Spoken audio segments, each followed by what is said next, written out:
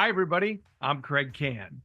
Right now, on this edition of Tracks to Success, meet a man who's recognized as the top sports and entertainment search executive in the United States. He's shaped leadership teams for professional sports franchises, college athletic conferences, and countless schools. Perhaps more impactful than that, he's shaped the minds of many through two best-selling books that inspire because of the one word who and the purposeful placement of two chairs.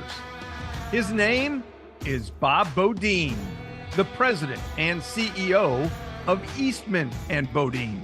And his inspiring story of success starts now. Welcome to Tracks to Success. This is the podcast that brings you inspiring people and their inspiring stories, how they found their way to the top, and how their path can help you do the same. Here's your host, network broadcaster, C-suite executive, best-selling author, speaker, and entrepreneur, Kraig Kann. Bob, absolutely a great pleasure to be joined by you. I've been looking forward to this. How's everything? How you doing? Man, it's fantastic. A little hot in Dallas, but besides that, it's great being with you. I'll tell you, I've been looking forward to being on your show as well. Well, I'm thankful. I'm grateful. We could start with the book library I've got, okay? Because it's actually grown. But I want to get into those books in just a little bit. Here's what I want to start with. I want to start with the reputation that you have. This is a good thing. Top leader in executive search in sports and entertainment. Now, I'm sure you get that intro a lot, whether you're going on stage somewhere or you're on a podcast like this or some other interview. Who gets the credit for that? Top in your field. You know, it's really interesting. What's happened is one of my favorite books is the 22 Immutable Laws of Marketing, right? And the number one was the law of leadership, and that was be first in your category. Yeah. And the second part of that is if you're not first, create a new category where you're first. And I find those humorous. And so on one side, my dad started the entire executive search industry in 1967 out of McKinsey, and he was a lieutenant in Navy and a Notre Damer and men's and all that kind of stuff. And then after doing 10 years of search, after coming out of brand management, I decided, I looked at him and I said, hey, I should do what I love and what I'm great at. And he goes, what are you talking about? I said, when I do a search for like a president of a manufacturing company, I got a tour of the plant. But I said, if we did the head of marketing for the NBA, we'd get All-Star Weekend. But also my main thrust was, wouldn't it be more logical that an owner of a team or a president of a university, okay, the owner has 7 other companies he owns besides the team.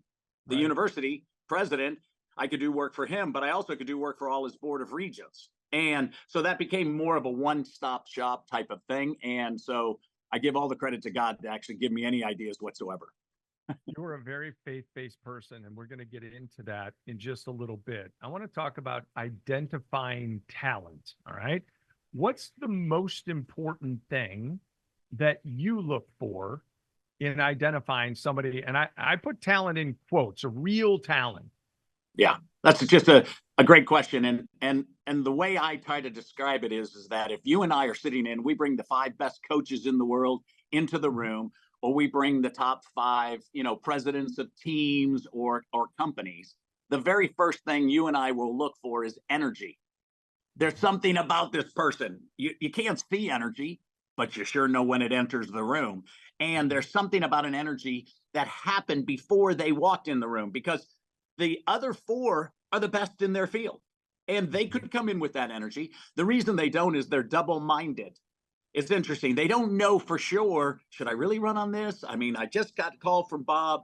And all of a sudden here, I'm going to have to move. I got family, I got kids. And there seems to be kind of a destiny around people who know who they are, whose they are, in the path they're called.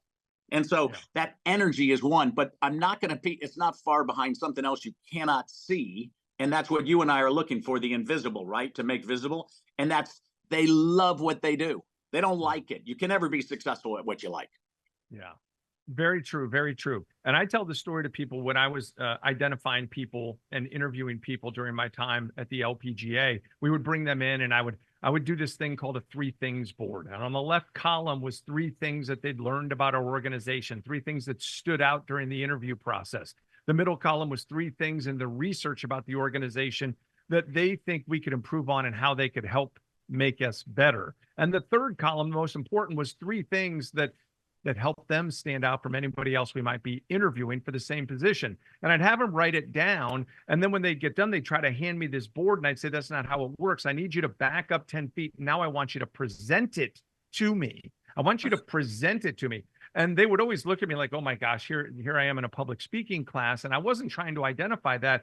We can all write great things down about what we do and our talents and all that sort of stuff. But can you bring it to life? Can you actually separate yourself and be able to communicate the great ideas? So in talking with you, and we've talked a little bit prior to this, when you think about people separating themselves from others, they have to find that don't they? That one thing?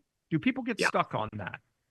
Well, the thing that you're asking for in this meeting is such a great coaching tool, because people don't care how much you know until they know how much you care about them. And so the question is, the president's going to turn in the meeting and go, so Kraig, so why are you interested in our job? And then out of nowhere you go, in 2015, you said this line. Okay. And then you say it verbatim as to how inspirational and motivational it was. And because you have a school, you have a company, you have a team like that, and that is your culture you're trying to build, that is something of great interest to me. Yeah. And so there's something about some people try to come into interviews, Kraig, and they're trying to be interesting. I don't care if you're interesting. I want you to be interested. It's knowing more about them. You should know everything they've ever done because it's all on a video. And so wouldn't you like to do research about who it is? When I talk to people first when I first get you on the phone and you're happy, you're successful, you're working at the Braves, you're this, and I'm talking to you and I say, hey, listen, so there's 5 things that you should be looking for in your job. And as you know, I'm paid whether I fill it or not. So unless I have something great for you, I won't waste your time. So I'm going to review the 5. And then you can no matter whether this is it, you and I are going to be friends. If this happens to be the job, great. If it doesn't, that's okay too. But I'm going to review this 5 against your job. And if I have these 5, then you should be very interested in my job. And so people who are listening should be writing down the 5. Here they are. 1, you should go where you're celebrated, not where you're tolerated. This is ridiculous. Why would you go to another company in this organization that doesn't have the right culture? And you can find that out pretty quick. But everyone today, especially after a pandemic, they're not celebrated. It's become transactional. Number 2. True. Yeah. Number 2, hey, you should have great tools. And people think of the benefits and the staff and the office and the things and the travel and all that. The number 1 tool you want is that they're going to let you do your job. They're not going to look over your shoulder. People hate that. And in this process, the only people I'm looking at are very happy, very successful people. Number 3, it should work for your family. And so if you think you can just move your family, that my wife or my husband is just going to get up and go wherever I do, that's just going to cause disruption. What if your sons are juniors in high school? They're not missing their senior year. They're not going if you've just had 2 babies and all of a sudden they're twins and grandma and grandpa are nearby. You can pretty much expect that's a no in this process. Okay. Number 4 is you should go for a legacy. What's the championship we're going to do? Because an organization should know where we're going. And I don't want to start building a missile and all I know I'm building this little cap over here and this little technology. And then the last is they should pay you ridiculously well. I'm not moving you unless I have it. First off, when I call you up, Kraig, I already know everything of those 5 answers before I've ever called you, because I never make a cold call or ever send out any aspect, nor would I tell anybody in life ever to send out an application or a mass, some stupid stuff that you're on LinkedIn where you're actually sending in something and I friend you and then you immediately send me a note like it's a canned thing that you want to all of a sudden do a deal with me. Stop it. Yeah. A quick minute to welcome a partner to the podcast and tell you about a great deal just for you. Here's a question. Do you wear hats? Of course you do. Then you need to know about Ahead. Ahead doesn't follow the trends, they set them, providing the best in headwear, styles, fabrications, and ornamentations for 25 years. And by listening to this podcast, you get a chance to save big. Visit aheadusashop.com and use the code TTS. That's Tracks to Success, to receive 20% off your order. That's headusashop.com and use the exclusive code TTS, 20% off, just for listening. So it's funny that you just brought those all up. You're killing my interview, because when we talked before, I'd actually written those things down on my own because I'm a big note taker. And by the way, I can tell you that in these books, which I have read, I underline stuff. Okay. That's how I learn, and that's how I take stuff. So I think it's really important from any interview that we might be on to go back and digest. All right. So what's the biggest thing that somebody needs to have the answer to for themselves, or that they have to show you? You talked about energy, but what's the biggest thing that we have to answer for ourselves in trying to climb the ladder? Okay, so again, I've always, over the years, I had great mentors. You know, you stand on the shoulders of giants, and I'm a voracious reader.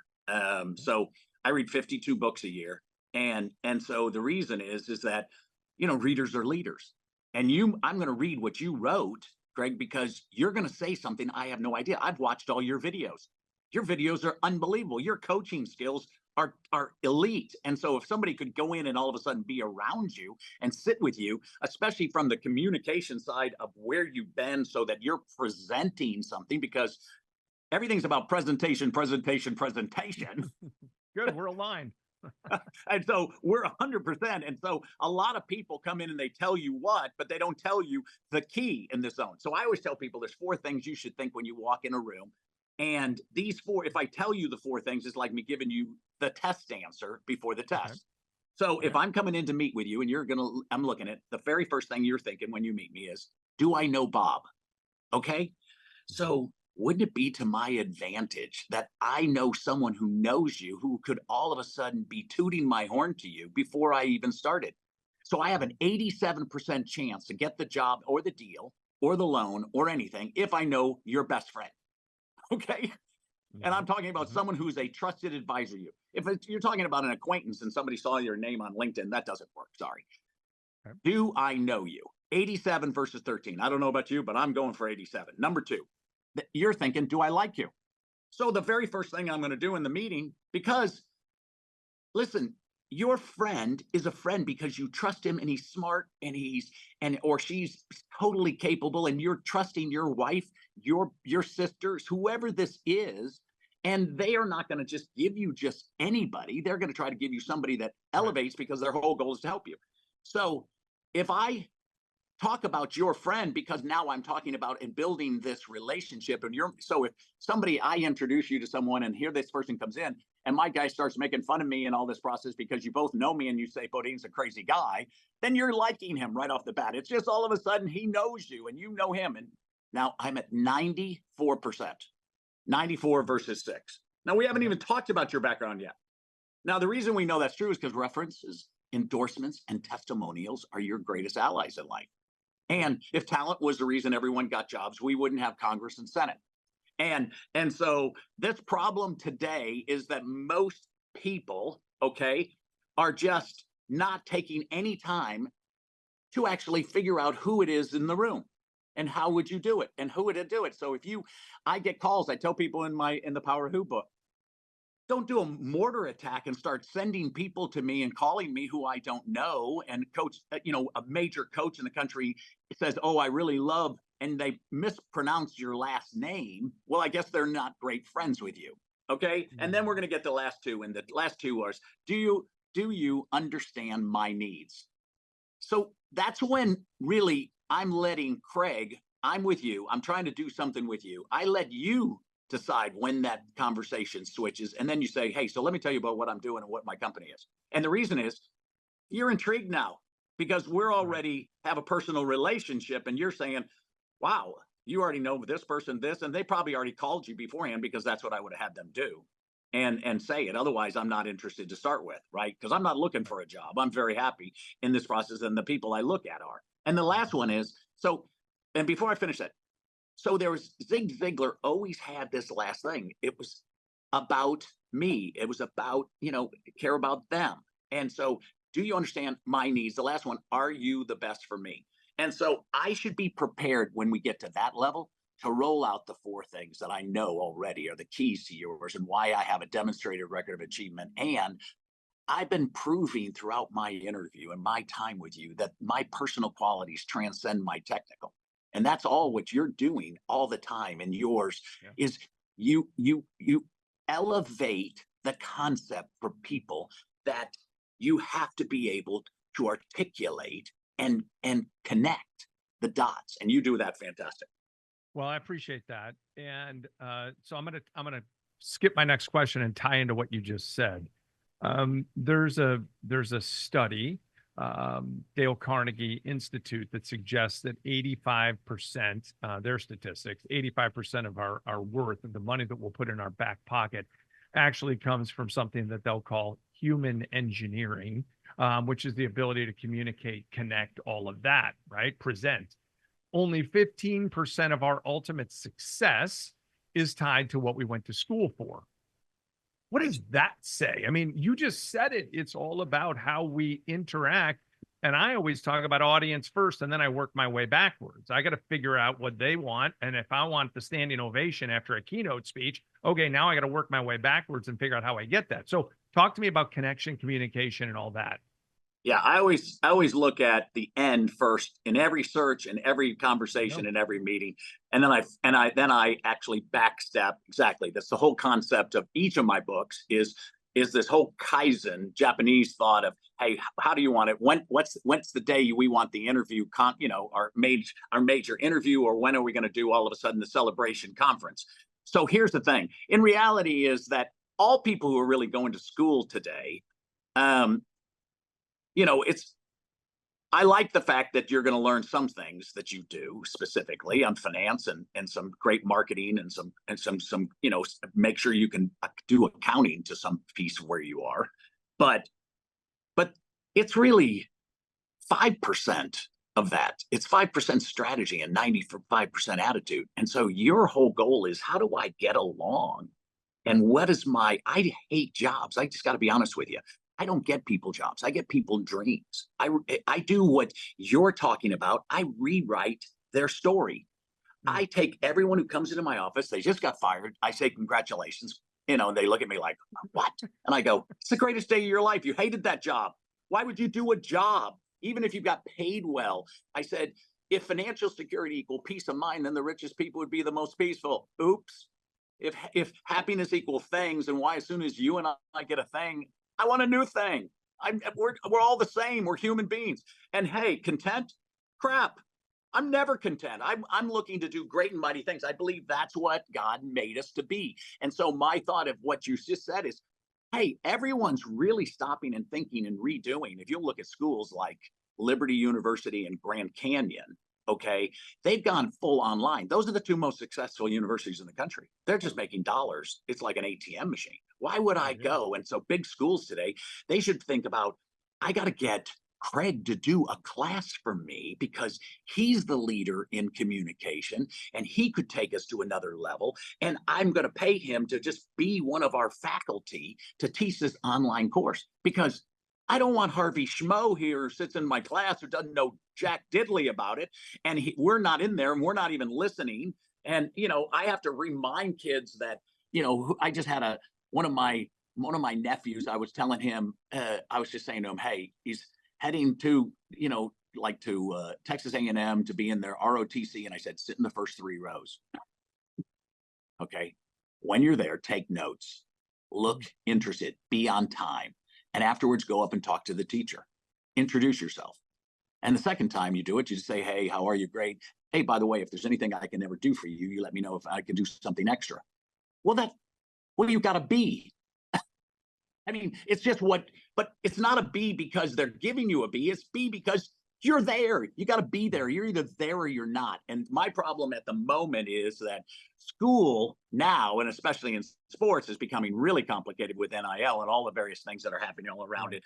But I agree with you. This is a subject that people are just, because of now Google and because of all their AI and all the things, they don't have to think and write it down and do as you and I do in books. I underline every book. I've read my own books 100 times.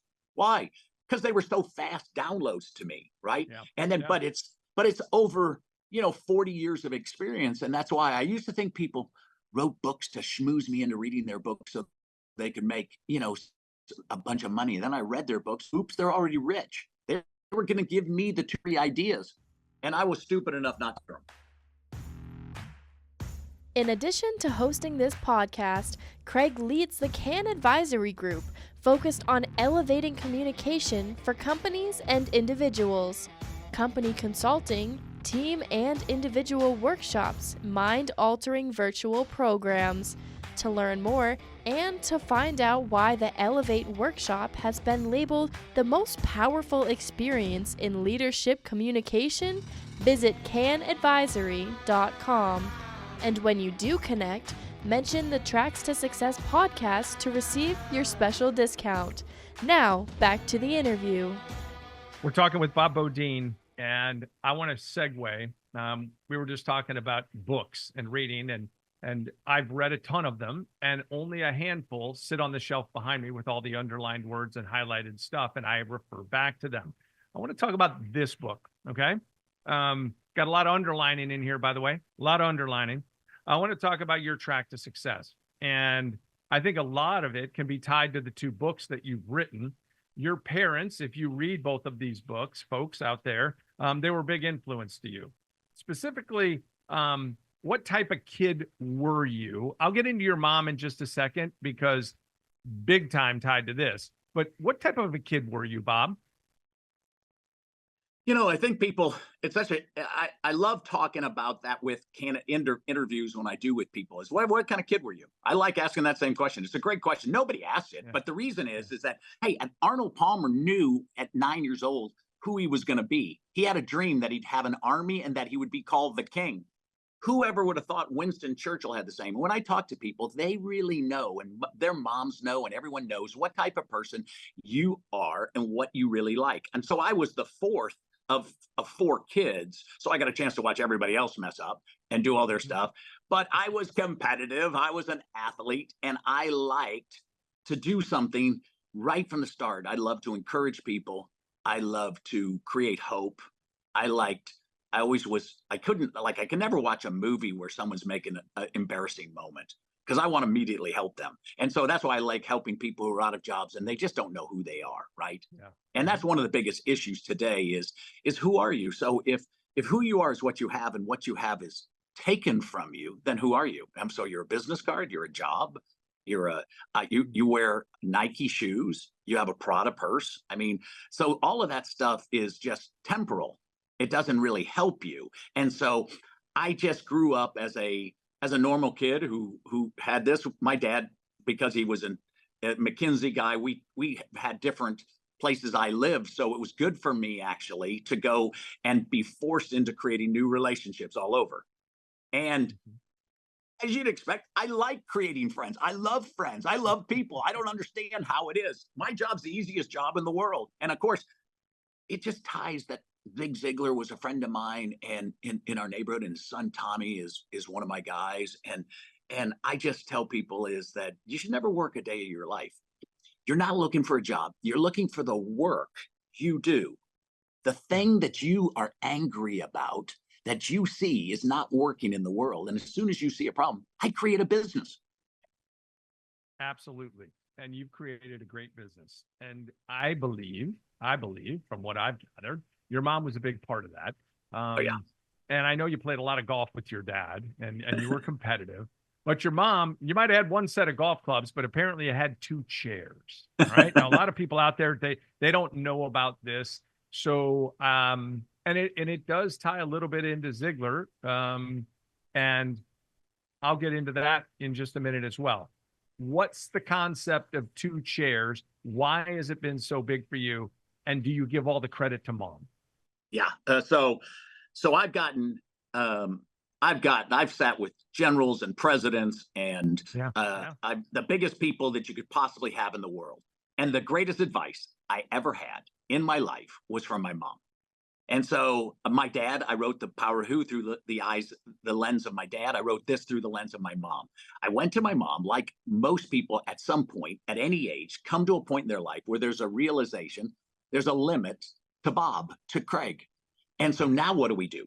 It could be a big, overwhelming problem. It could be just something that says, my initial aspect was I was a junior in college at SMU, came home, and I looked at my mom. And as I was growing up, I looked at her and said, so how am I ever going to find my dream? How am I, I'm not talking about a job. I'm not interested. How do I find my mate? Okay. What do I do in times of trouble? And she said, oh, my mom, if you'd have known my mom, you'd be best friends. And so moms all over the country are just unbelievable. Moms play a part in something that, especially as you go talk to prisons, is how many people had a good dad and you're in the prison, no hands go up. How many people have a mom that's still praying for them, every hand, in this process? And so I said, and she said, I don't have the answer, but I know who does. And she was teaching me a subject about a meeting now that I have every day, and I have since 1976, for mentoring, advice, and daily guidance. And sometimes that lasts 5 minutes for me, sometimes that's an hour. And she was saying, hey, listen, so she asked me and said, hey, I'm going to ask you 3 questions. And I wrote my book on this subject of 3 questions and 7 things to do in a time of crisis. And so that was the thought. And so she said, these questions, Bob, are very simple, but they're very disruptive. And I love having someone who just lost their job or just everything. They just sold their company. They don't have anything. They don't know what they're going to do. And they've never looked. It's like they got to go out and date again. Right. And they're 50 or kids or at some point. And so I said, and she said, I'm going to ask these questions. And so I always tell people, I'm going to ask you the same questions. You can't get mad at me. You're going to have to get mad at my mom. And so the first question was just a simple one. Does God know your situation? Now, this was a startling one for a lot of people. For me, I always believed in God. And so I grew up. I just didn't have what I would say is like you and I are doing right now. We would be talking. I mean, this is a novel idea, which is my mom is doing, is that, she's doing that. But she just wanted to know, does he know? The answer she asked, she said, not only does he know, he wants you to know. And the highest priority, in a crisis, to get your mind above it. That's just a strategic thought. And the highest thought is him. And he doesn't have 6 telephone lines for 7 billion, 8 billion people. And he doesn't work on heart attacks and natural. He can work on you. Okay. Number 2, is it too hard for him to help you? No, but it's too hard for you. And that's where everybody is. And then the significant question is, does he have a good plan for you? Yes, I said. She goes, so what is it? I have no idea. She said, pull up a chair. Wouldn't it be a novel idea? I mean, can you imagine how simple my idea for the power who is, that you already know everyone you need to know, that you actually were given specific people in your life, friends and family, which we've been taught our whole lives that we can't call them because friends and business is taboo, and I don't want to do anything there. And then I write this other book, which I actually wrote before. I just wasn't able to write it for 40 years. And so this one is, you get a minute to talk, God gets 4. Now, hold a second. This is like a shocker for people. Like, the guy who created the whole world isn't going to talk to you. And so now we're going to die. Okay. And then all of a sudden get there. And that's all of a sudden, it's like he punked us, but he gave someone else their dream, but he didn't talk to us. No. He wanted to talk the whole time. He called the meeting. And I'm talking about something that's revolutionary. I'm talking not just about, when I wrote both these books, these are revolutionary, because The Power Who is crucial for your mom who needs to get into a hospital. How are we going to get her there? Right. Find the one doctor you need, get you the one lawyer you need to help you get the loan. I mean, I've helped people that have been homeless, that I have stories that are beyond. I mean, the stories of that. But 2 chairs, this is going to be a global bestseller. I mean, someone bought 265,000 copies to go to prisons, military, first responders, social services. And people want to talk to God, but they just didn't know it. And most of the time, the reason we can't hear God is, wouldn't it be logical that the enemy never wants you to hear God, because that would make you a very powerful person, like you knew him. So if I got you to know a president of the United States and you're in having lunch with him, and whoever that is, and then your friends all see that, they go, Kraig, dang it. You know that, Warren Buffett, you're friends with Elon Musk. I mean, what the heck? And then how did Right. you do that? And that's the same thing we're talking about with God. I'm talking about the wildest aspect of your life. And just to sum it up with you is this: if there's a 1% chance, my mom would always say to me, if there's a 1% chance that the guy who created the whole world would meet you tomorrow, would you go? I said, sure. And she says, where you been? Ha! Well, you just talked about times of crisis and putting the chairs down to talk to God. Okay. Right. In my workshops, I talk a lot about the importance of setting the curve, not following the curve. Don't do it like everybody else has done it. Try to find a new way. And in today's world, we have to find a way to be uniquely different than others. And I say uniquely, and I spell it Younique. Okay. So Love that. at any rate, you talk in your book about the road to Hana. And if anybody's been on the road to Hana, they know, right? It's not a straight line. Neither are our careers, neither are our lives. So how does that apply? And why, if you can tell everybody your thought on it, why are failures and crises and curves so valuable in our tracks to success? So I'll finish at the end and just give you the one line to start with. Trouble is always an opportunity in disguise. In the Bible, it says that in this world you will have trouble. And the next line was, be of good cheer. Okay. Now, so hold a second. How could I be of cheer? Well, you had to know something. And this is our problem. So our concept is, if you sit in pew 3, seat 6 at church, and you do this, and you hear somebody else talk about something, my question is, do you know him? I mean, I don't want to know God like I know Abraham Lincoln. I mean, I try to explain that. How do I explain the unexplainable? So when trouble comes, the issue that happens is when trouble hits you and you're on these curves and you're doing it, the question is, if you're fearful, the thing you fear most will come upon you. If you're in interviews and you look fearful, you've lost. The question is, where are you getting your confidence? So one of the interesting aspects is about 2 chairs is this. The simple side is you set up 2 chairs. I mean, you get 1 chair, God gets the other. Don't sit in his chair. I never sit in his chair.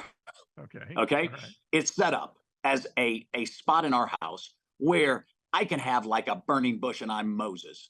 I mean, he never made it to be different. It was the same thing he did with Moses, where he set up tents and they kept moving from spot to spot. Okay. You go in and you're not going to read a devotional vicariously living through Kraig, who wrote a devotional, and he's having 2 chairs conversation. So I never get to have it. I mean, that's the whole concept really in the Power Who is the top 1% does everything different than everyone else. Is they do everything with friends and family. They told us to get in line and online. I ain't doing that. You're not doing that. You differentiated yourself. How could I differentiate myself is the question in times of trouble. How am I going to do this? Well, the one is who are you? Okay, so once I sitting at the across from the King of Kings, and I know that he's called me the son of a king, and I'm now a joint heir, and I cast all my cares upon him. What he does is makes it a great exchange in the morning. It's the greatest thing. The thing you and I need is I can't hold a care because, just be honest, I'm a CEO of an executive search firm, so this isn't like I'm Pastor Joe, or Father Mulcahy. I'm trying to tell some people here is this: 1 care, 2 cares, and 3, and I lost Kraig. And now my communication and my differentiation is I only thinking about Bob. So you can't hold cares. You're never capable of holding cares. No. So you don't need faith in God if there's no trouble. Why would I need faith? If everything's going good for my life, hey, I'm sailing. No one needs it. So here's the thing. There's a great exchange that happens in the morning. You dump the cares, you're trusting him, and then he's giving you peace and joy and insight and wisdom and power and favor. He's giving you what you're asking, and that is because I'm going to tell him, here's some problems that I got, and I'm looking for the wisdom of the one thing. And my point is, I sat one time with Norman Vincent Peale, who wrote The Power of Positive Thinking. We were doing the search for the publisher of Guidepost magazines, and he's talking to my dad. My dad's like Ronald Reagan, and we're having lunch, and they're talking back and forth. And Norman Vincent Peale had to be 83, and he's unbelievable. I mean, I could sit with him all day long. It's just like sitting with a guy, like Zig Ziglar or Billy Graham or Jim Rohn or Randy, Brian Tracy, you just can't believe what's coming out of their mouth. I mean, you just keep hearing good stuff. And so it's like I'd want to sit and you and I have lunch because I want to hear all these other great stories that you have that wildly I'm going to get one nugget that's going to change my afternoon. And I'm going to add your nugget to my afternoon. So one of the things that he does is he knows your situation. He's got plans for you and they're good. And they're not to harm you, but they're very prosperous and they have a future and hope. Well, wouldn't it be logical that you'd ask them what those are? I mean, and so my point is, I can promise you with 100% clarity that not only does he talk, but he has some plans for you. And how would you go out in your day? So unless it's a priority, and it wouldn't be a priority if you didn't know him, because that's what people do is you don't really believe he's at the chair, so you're not going to go. Looking for a guest speaker for your next event or annual conference? Kraig's message is inspiring and empowering. Visit kraigcanspeak.com to learn more about his topics and find out about his green shoe experience. It's a day your people will talk about long after he's gone. So visit kraigcanspeak.com and mention the Tracks to Success podcast to receive your special discount. Now, back to the show. We're all guilty of focusing on what went wrong and what we could have done better and not spending enough time on what can be, what's still possible. I still believe my best days are ahead of me. There's a few things I want to ask you before we go here. Number one, you've interviewed and you've talked about all the people that you've helped and whatnot, being the leader in executive search firms. So give me one example of, I don't care if it's a university or a professional sports league, somebody who was out of a job or who impressed you the most in their time of trouble, looking for the next, if you will. So there's a myriad of people who are like down for the count, right? And they're in a job where they're just not going somewhere and they've always wanted to get somewhere else. And so then when I get them to somewhere else, I'm bringing them to bigger trouble because no one's hiring me unless you have trouble. Why would I hire you if I'm not going to bring someone in who's going to change the culture, right? And is going to change everything to which we do. So I try to find someone who's got less capability, less budget, plays in a lousy conference, does something that hasn't done it, but somehow has done something. And based on who his mentors are, he's withstood trouble, right? And he's done it. I mean, a perfect example is Scott Drew. Okay, so Scott Drew, sitting at Valpo. And his dad was the head coach. He has got 400 wins. He's been doing it. He got his brother played on his team. His brother, Bryce Drew's the one now that I placed a couple years ago, 3 years ago at Grand Canyon. He made the shot at the show at the every single time at Final Four. And it's a crazy shot that beats Ole Miss and and everybody goes crazy. I call Scott Drew and say, hey, listen, I've got this opportunity for you. And so I said, I'd like you to go to Baylor. And the only problem is that Baylor just had a murder on their team. That's right. Okay, so we're not just talking about trouble. Down the street is the Koresh family. Okay, and remember the cult? Oh, yeah. Oh, yeah. So we have trouble in River City. And I said to him, so I turned to him and I said, but this is Baylor, okay? And this is all of a sudden the Big 12, what we can do, where we're going, how we're going to do this. This is going to be the greatest opportunity for you because there's only one person who can rewrite a story, and that's you. And I've watched you rewrite a story. I've studied you. This is it. You're going to be on every cover of every magazine and everything in the future, and you'll be able to share your faith because he was a strong faith person. I said, you can't do that as well, but Baylor, you could rock it and roll it. So he comes in and all of a sudden, not only does he's got, I mean, you should have saw his interview. I mean, he prepares the room, which we meet in South Bend, Indiana, and we're coming into an, FBO, and we're coming into the spot, and he has the room in gold and black and green, and he's got everyone their stuff. We have a guy who's part of, one of the guys who went to Baylor. It's fantastic. Jim Turner he was Mr. Dr. Pepper. He was CEO of Dr. Pepper. We have Dr. Pepper bottles everywhere. He's got Baylor War Room. He's got a sheet that's been laminated that has a story of everything that Baylor's back in 4 years. Okay, on top, going to the tournament, and has it all like it's a Sports Illustrated, article. It's beautifully done. It's unbelievable. And the interview is so big. He has every single person that has a shot at coming in from international, so we don't have to have problems, because he's been ministering overseas, him and his dad, and doing all that in missions all these years. And he knows every family and and how he could turn it around where most kids aren't thinking, hey, boy, I really want to go to Baylor at the moment. But international, hey, I could do it. Yeah. Here's my statement. It's a total rewrite. When I walked out, the president Robert Sloan puts his arm around me, and we're walking. He goes, that was the wildest interview I ever seen. He goes, so what'd you think? I said, yeah, that was pretty great. He goes, I love him. Let's sign him tonight. But he's a culture of joy person. He first starts. Yeah. And before, I don't know if we have a 1/10 of a second of a story, but he was playing Texas in the first 3 games. He's losing by 40 points. It comes down to the last 2 minutes. He calls timeout. I'm sitting behind his bench, and he looks at everyone. He goes, okay, so if we can win the next 2 minutes, he says, we don't have practice tomorrow. I want you to dive on the floor. I want you to go crazy. I want you to do it. He says, but we're playing their second and third string team. There's probably, like most people's, because the University of Texas, they're like the greatest, And he says, but if you can do it on the last shot, boom, they do a bank shot and win. And they're jumping, and the other team's in line. They only lost by 30. They beat them by 38. Mm-hmm. And it had no bearing. The whole crowd knew, just like what I'm telling people, your time, every one of us has faced huge trouble. I've just faced huge trouble in my family and issues with a grandson. And I can only tell you that if it's not good, your situation is not good, God is not done. So my 2 books have this unbelievable ability to get you to not only get to a chair to figure out who you are, that you're actually confident about something. And then he gave you all the people you need to know to get it done. And you're not like looking, you're not cold call and sending out stupid emails, mass emails. It's ridiculous. I'm going to leave you with this question.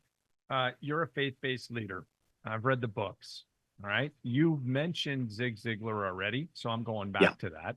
You talked about his brother, Tom, his son, Tom. And one of the things that Zig has said is you plus God equals enough. Right? Quote unquote. 100%. In reaching success, Bob, if you could add someone else or something else, right? We already said you plus God is enough, but if you could add one more thing or one person, who is it? What is it? So in this process is if you have one friend who believes in you, a mom, a dad. So if I can give you, if I'm the dad right now, my 3 daughters and my grandkids, I tell them every single day, I love you, I'm proud of you, and I give you my blessing. If you can have one other person who can mentor and be the light, besides the fact that here you can show on earth, because that's the whole concept here is God said that you're going to do greater things. You're going to do it. I'm going to not in the Old Testament, it was all about a visitation of talking to God. But in here, he said, I'm going to come cohabit you, and I'm going to tell you to turn left and turn right. So now that we have that, wouldn't it be great to have some who in our life, the people who matter? I need one person. I'm not talking about hundreds. If you have one person who believes in you, that changes everything. I'll tell you what, I think you've changed some people in the time that we've spent together today. The books are fabulous, folks. I put them up there a couple of times. You ought to read them. You'll highlight, you'll underline as well. Bob, we got to find a way to find a stage together or a workshop together, because I agree. That would be a heck of a lot of fun, man. That would be really fun. I'm proud to be on your show. Thank you for letting me be with you. I appreciate you very much. All the best, and thanks so much for the time. You bet. Time now for our closing segment. We call it Getting Ahead. My thoughts on helping you find your track to success. And it's brought to you by Ahead. If you're looking for the best in headwear, Ahead has you covered.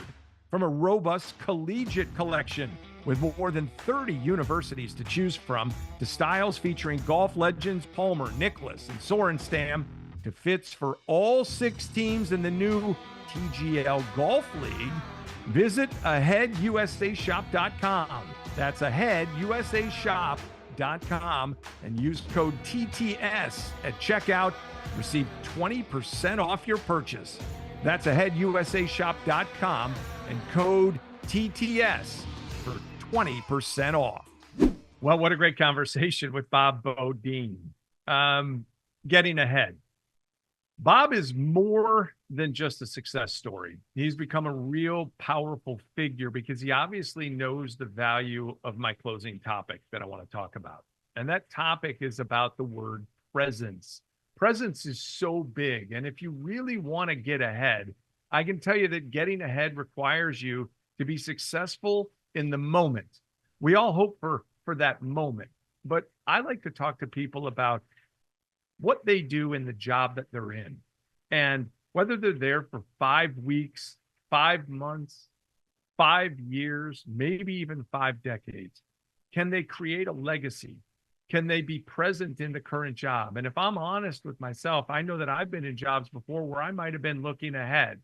And we always think about the next track along our route to success or what we perceive to be success. But we've got to be present. And that's how we create legacy. Give people back something more than they expected when they gave you an opportunity in the first place, or a job when you got that in the first place. Can we do that?